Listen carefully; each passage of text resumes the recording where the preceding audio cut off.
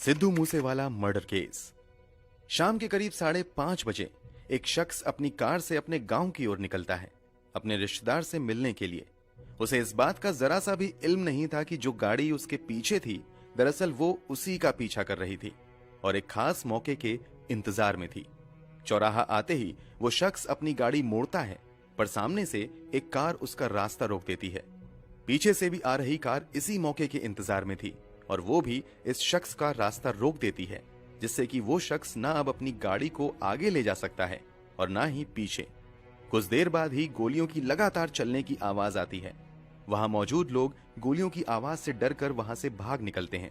दनादन 30 बार गोलियों की फायरिंग की आवाज से वो इलाका गूंज उठता है और जब हत्यारों को यकीन हो जाता है कि गाड़ी में मौजूद वो शख्स मर चुका है तो वे अपनी उन्हीं गाड़ियों में बैठकर वहां से फरार हो जाते हैं। सुनने में ये किसी एक्शन फिल्म का क्लाइमैक्स लगता है, पर यह एक सच्ची घटना है। यह घटना है पंजाब के मनसा जिले की, जिसने न सिर्फ पंजाब को बल्कि पूरे देश को अचंभित कर दिया था। दिन दहाड़े एक इंसान पर फायरिंग होती है और वो भी किसी मामूली नहीं बल्कि इस देश के सबसे बड़े पंजाबी सिंगर की, जिसकी सिर्फ इंडिया में ही नहीं बल्कि इंटरनेशनल लेवल पर भी लाखों में फॉलोअर्स थे, जिसकी सांठगांठ देश के एक बड़े लीडिंग पार्टी के साथ भी थी। हम बात कर रहे हैं सिद्धू मूसेवाला हत्याकांड के बारे में। Sidhu Moosewala Indian music industry और खास तौर पर इंडियन पॉप सिंगिंग इंडस्ट्री में मशहूर और अपनी खास पहचान बनाने वाले एक ऐसे सिंगर थे जिन्होंने पंजाबी रैप को इंटरनेशनल लेवल तक पहली बार पहुंचाया और इंडियन म्यूजिक इंडस्ट्री के हिप हॉप म्यूजिक को नया आयाम दिया, उसे इंटरनेशनल लेवल पर पहचान दिलाई। 28 साल के Sidhu Moosewala Punjabi singer, rapper, songwriter और एक्टर थे। उन्होंने अपने जज्बे और लगन से छोटी सी उम्र में ही वो मकाम हासिल कर लिया जो कि कई कलाकार सालों की मेहनत के बाद भी हासिल नहीं कर पाते हैं। उनकी फैन फॉलोइंग लाखों में थी। उन्हें उनके शानदार गानों के लिए तो जाना ही जाता था, पर साथ ही controversial gangster Punjabi rap songs के लिए भी जाना जाता था, जो कि एक तरह से गन्स और हथियारों को ग्लोरीफाई करके दिखाता था। सिद्धू मूसेवाला पंजाब के मनसा जिले के मूसा गांव के रहने वाले थे। उनका बचपन मूसा गांव में ही बीता था और वो एक किसान के परिवार से आते थे। उनके पिता एक्स गवर्नमेंट एम्प्लॉय थे। सिद्धू मूसेवाला ने अपनी इलेक्ट्रिकल इंजीनियरिंग की डिग्री लुधियाना के गुरु नानक देव इंजीनियरिंग कॉलेज से 2016 में पूरी की, पर शुरू से ही उनकी दिलचस्पी रैपिंग और सिंगिंग में थी, जिसके लिए उन्होंने ग्रेजुएशन के तुरंत बाद कनाडा जाने का डिसीजन लिया। उन्हें अपने संगीत पर इतना विश्वास था कि लगभग हर प्रोडक्शन कंपनी ने उन्हें और उनके सॉन्ग्स को लॉन्च करने से इनकार कर दिया। तब भी सिद्धू मूसेवाला ने हार नहीं मानी, बल्कि खुद अपने गाने लिखे, अपने सॉन्ग्स कंपोज किए और खुद को लॉन्च किया और 2017 में कनाडा से ही अपनी पहली म्यूजिक एल्बम रिलीज की। सिद्धू मूसेवाला के इसी जज्बे और म्यूजिक से इतने गहरे लगाव के कारण ही जल्द ही सिद्धू मूसेवाला ने इतनी कम उम्र में ही कामयाबी हासिल कर ली। कामयाबी ऐसी जिसने इंटरनेशनल लेवल पर इंडियन म्यूजिक इंडस्ट्री और पंजाबी सॉन्ग्स को लाकर रख दिया। सिद्धू मूसेवाला के अधिकतर गाने जट सिख कम्युनिटी को ग्लोरीफाई करके दिखाते नजर आते थे। वो सिद्धू मूसेवाला ही थे जिन्होंने इंडियन और पंजाबी रैप को इंटरनेशनल लेवल तक पहुंचाया था, एक नई पहचान दी थी। उन्होंने हाल ही में असेंबली इलेक्शन के पहले कांग्रेस ज्वाइन कर पॉलिटिकल फील्ड में भी कदम रखा था, पर आप पार्टी के खिलाफ इलेक्शन में वो हार गए थे। उनकी मौत से एक दिन पहले ही उनकी सिक्योरिटी 342 और लोगों सहित पंजाब सरकार द्वारा हटा दी गई थी, जिसके कारण अपराधियों को अपना मकसद अंजाम देने में हेल्प मिली। सिद्धू मूसेवाला के मर्डर की सेंसेशन कनाडा तक भी थी, जिसकी सांठगांठ कनाडा के क्रिमिनल सिंडिकेट से भी जोड़ी जा रही थी। तो क्या था ये? कोई पॉलिटिकल प्लॉट, रेवेंज या फिर इंटर गैंग राइवलरी? क्या कनेक्शन था सिद्धू मूसेवाला का कनाडा की गैंग से? और क्या है सिद्धू मूसेवाला मर्डर केस के पीछे छिपा असली राज? सब जानेंगे इस वीडियो में। पर उससे पहले अगर आप हमारे चैनल पर नए हैं तो चैनल को सब्सक्राइब और रेड बेल आइकन प्रेस करना ना भूलें, ताकि आपको ऐसी ही इंटरेस्टिंग और क्राइम से जुड़ी खबरों की नोटिफिकेशन मिलती रहे। इस केस की छानबीन के दौरान पुलिस को इस केस से जुड़े एक और पुलिस केस की तरफ ले गई, जिसके पहलुओं के तर्ज पर सिद्धू मूसेवाला केस के पहलुओं को जोड़ा गया।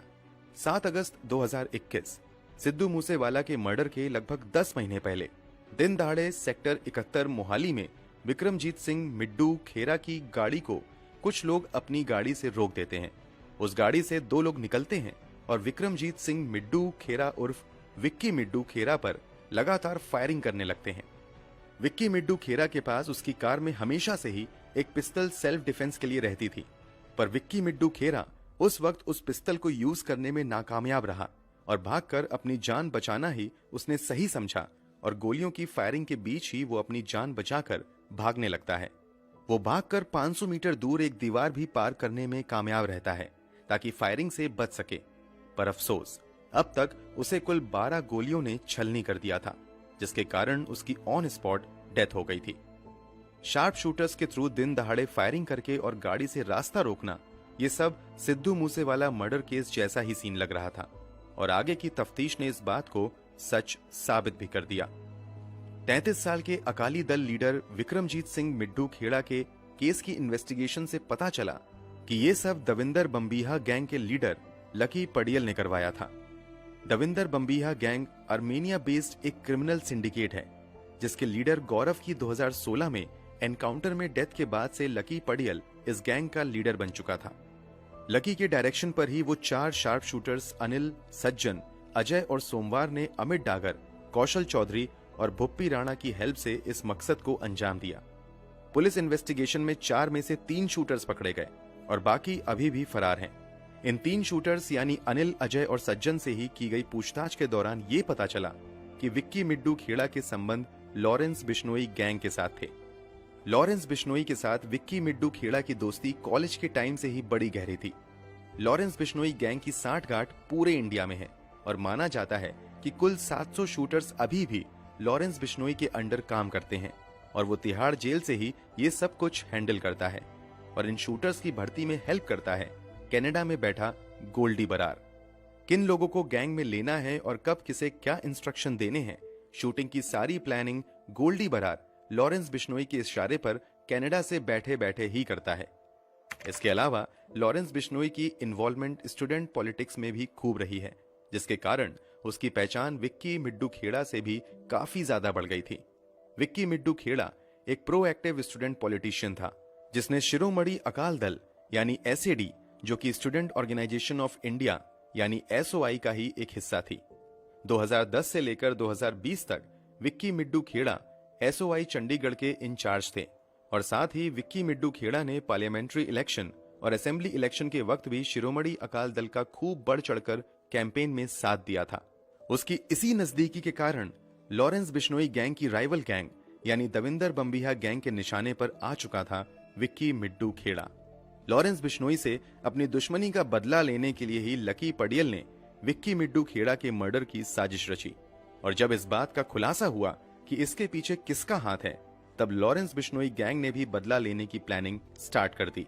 विक्की मिड्डू खेड़ा मर्डर केस में एक और शख्स शामिल था और वो था शगुनप्रीत सिंह, एक जाने माने हाई प्रोफाइल स्टार का मैनेजर, जो कि अभी भी पुलिस की पकड़ से बाहर था और ऑस्ट्रिया में जाकर छिपा था। शगुनप्रीत सिंह वही था जिसने विक्की मिड्डू खेड़ा की हत्या करने वाले शार्प शूटर्स को मर्डर से एक दिन पहले रिसीव किया था और उन्हें खरार, जो कि मोहाली से लगभग 14 किलोमीटर दूर था, फ्लैट भी मुहैया करवाया था। शगुनप्रीत सिंह ही वो कड़ी था जो सिद्धू मूसेवाला, लॉरेंस बिश्नोई गैंग और विक्की मिड्डू खेड़ा के केस के पहलुओं को आपस में जोड़ता है, क्योंकि शगुनप्रीत सिंह किसी और का नहीं बल्कि सिद्धू मूसेवाला का ही मैनेजर था, जिसके कारण सिद्धू मूसेवाला अब लॉरेंस बिश्नोई गैंग के निशाने पर आ चुका था। वो शगुनप्रीत ही था जिसके विक्की मिड्डू खेड़ा के मर्डर में शामिल होने की खबर के खुलासे के बाद से सिद्धू की मर्डर की प्लानिंग स्टार्ट हो गई थी। लॉरेंस बिश्नोई ने जेल में रहकर ही गोल्डी बरार से संपर्क किया, जिसने शार्प शूटर्स को हायर किया और 29 मई शाम 5:21 पर जब सिद्धू मूसेवाला अपने गांव अपने रिश्तेदार से मिलने जा रहा था, तब लॉरेंस बिश्नोई गैंग के आदमियों ने सिद्धू मूसेवाला की कार को बीच चौराहे पर ही घेर कर रोक दिया और लगातार उस पर गोलियां बरसाने लगे, ठीक उसी तरह जिस तरह विक्की मिड्डू खेड़ा के साथ हुआ था, पर यह उससे भी ज्यादा दिल दहला देने वाला और भयानक मंजर था। सिद्धू मूसेवाला पर कुल 6 शूटर्स ने उन्हें घेर कर लगातार गोलियां बरसाईं। कुल 30 फायरिंग शॉट्स फायर किए गए थे, जिनमें से 26 गोलियों ने सिद्धू मूसेवाला को अपना निशाना बनाया था, जिनमें से एक सिद्धू मूसेवाला के सिर पर जाकर लगी थी। इतनी बेरहमी से सिद्धू मूसेवाला की हत्या कर दी गई, केवल इस तर्ज पर कि उसकी विक्की मिड्डू खेड़ा की हत्या से एक कड़ी जा जुड़ी बैठी थी, एक बेहद ही कमजोर कड़ी जो कि जानलेवा साबित हुई। सिद्धू मूसेवाला मर्डर केस में कुल 35 सस्पेक्ट्स के खिलाफ पुलिस ने चार्जशीट फाइल दर्ज की, जिनमें से 23 सस्पेक्ट्स को गिरफ्तार कर लिया गया। जबकि इस मर्डर को अंजाम देने वाले 6 में से 2 शूटर्स मनप्रीत सिंह अक्का मन्नू कुस्सा, जगरूप सिंह अक्का रूपा की अमृतसर के भकना गांव में एनकाउंटर में मौत हो गई।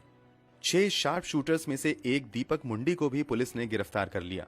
इसके अलावा सबसे चौंका देने वाली बात तब सामने आई जब इस मामले के मेन शूटर को पकड़ा गया, यानी अंकित सिरसा को, जो कि मात्र 18 साल का था।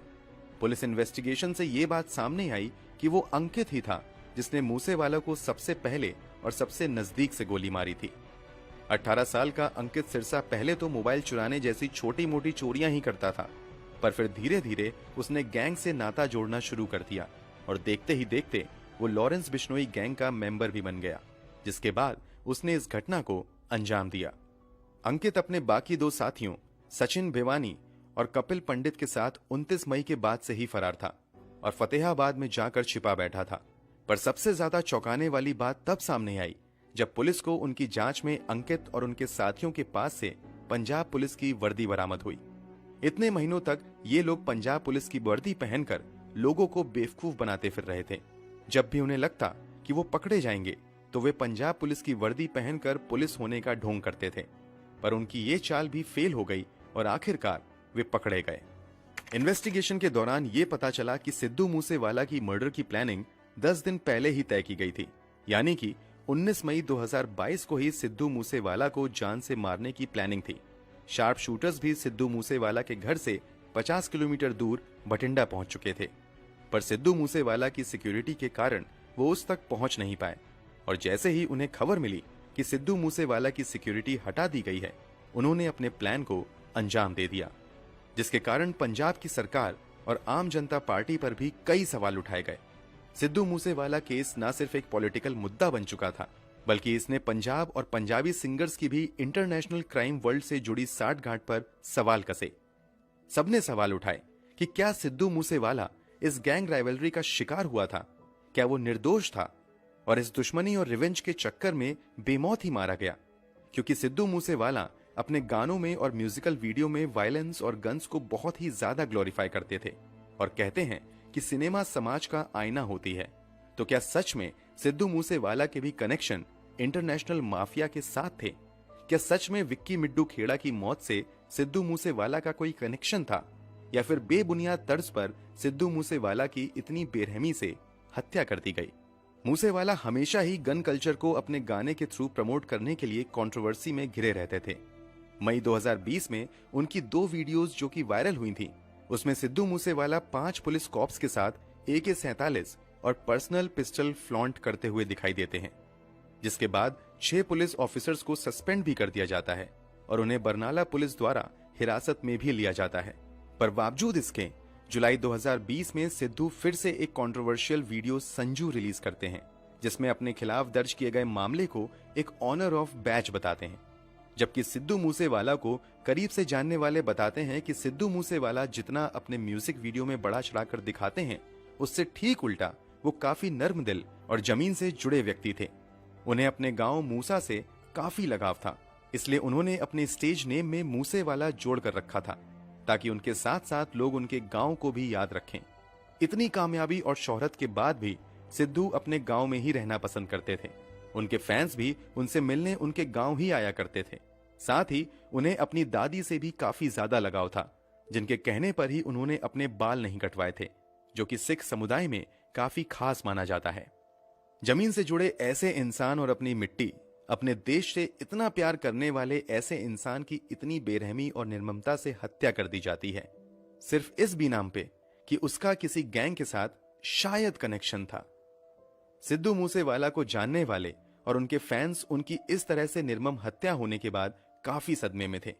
ये केस ना सिर्फ पंजाब और सिद्धू मूसेवाला को चाहने वालों के लिए दर्दनाक था, बल्कि हमारी म्यूजिक इंडस्ट्री के लिए भी ये उतना ही शॉकिंग था। पर अभी भी सिद्धू मूसेवाला के विश्नोई गैंग और विक्की मिड्डू खेड़ा की मर्डर से जुड़े लिंक का खुलासा नहीं हुआ है। आपको क्या लगता है, क्या सिद्धू मूसेवाला की इन्वॉल्वमेंट क्रिमिनल्स और गैंग्स के साथ थी, या फिर दो गैंग्स के बीच की दुश्मनी में बेमौत मारा गया सिद्धू मूसेवाला। सिद्धू मूसेवाला केस की इन्वेस्टिगेशन के दौरान लॉरेंस बिश्नोई गैंग का नाम सामने आने पर लॉरेंस बिश्नोई गैंग ने यानी गोल्डी बरार ने सोशल मीडिया के जरिए खुद इस मर्डर की जिम्मेदारी ली। साथ ही मर्डर के कुछ दिनों बाद ही मीडिया के मर्डरर्स की एक वीडियो तेजी से वायरल हो रही थी, जिसमें वो मर्डर के बाद गन्स शो ऑफ करते और मजे करते नजर आ रहे थे, मानो जैसे कि ये उनका रोज का ही काम हो। पर अभी भी इस पूरे क्राइम का मास्टरमाइंड यानी कि गोल्डी बरार, जिसने शूटर्स को हायर किया और सारी प्लानिंग बनवाई, वो अभी भी पुलिस की पहुंच से काफी दूर कनाडा में छुपा बैठा है। धीरे धीरे लॉरेंस बिश्नोई गैंग और इंटरनेशनल माफिया की साठगांठ पुलिस के सामने खुल कर आ रही है। इस केस की छानबीन के लिए न सिर्फ पंजाब पुलिस बल्कि स्पेशल टास्क फोर्स यानी नेशनल इन्वेस्टिगेशन एजेंसी और एंटी टेररिस्ट टास्क फोर्स भी अपना पुरजोर लगाए हुए हैं और एक एक कर कई चेहरे भी सामने उभर कर आ रहे हैं। कई सिंगर से भी NIA पूछताछ कर रही है। पर सिद्धू मूसेवाला के पिता बलकौर सिंह इतने समय बाद और इतनी हाई प्रोफाइल जांच के बाद भी पुलिस टीम से नाखुश हैं, क्योंकि अभी भी उनके बेटे के हत्यारों को पकड़ा नहीं जा सका है। बलकौर सिंह का कहना है कि इस जांच में शामिल पुलिस ऑफिसर प्रतिपाल सिंह की अपराधियों से साठगांठ है और वे उन्हें सामने आते हुए भी नहीं पकड़ रहे, क्योंकि इसके बदले उन्हें मोटी रकम अदा की जा रही है। उन्होंने पुलिस को यह भी अल्टीमेटम दे दिया है कि अगर जल्द से जल्द उनके बेटे के कातिलों को पकड़ा नहीं गया तो वो ये देश छोड़कर चले जाएंगे। इसके बाद से सिद्धू मूसेवाला केस की जांच और भी ज्यादा तेज कर दी गई है और धीरे धीरे कई नए सिरे भी खुलकर सामने आ रहे हैं। इस केस में एंटी टेररिस्ट इन्वेस्टिगेशन टीम और स्पेशल सेल भी जुड़ चुके हैं और जल्द से जल्द सिद्धू मूसेवाला की हत्या में शामिल बाकी क्रिमिनल्स को भी पकड़ने में लगी हुई है। तो कैसी लगी आपको आज की ये वीडियो, हमें कमेंट करके जरूर बताएं। अगर वीडियो अच्छी लगी हो तो लाइक शेयर करना ना भूलें और चैनल पर नए हैं तो चैनल को सब्सक्राइब करें और क्राइम की दुनिया से जुड़ी खबरों की ऐसे ही इंटरेस्टिंग वीडियोस की नोटिफिकेशन पाने के लिए रेड बेल आइकन प्रेस करना बिल्कुल ना भूलें। Thank you for watching.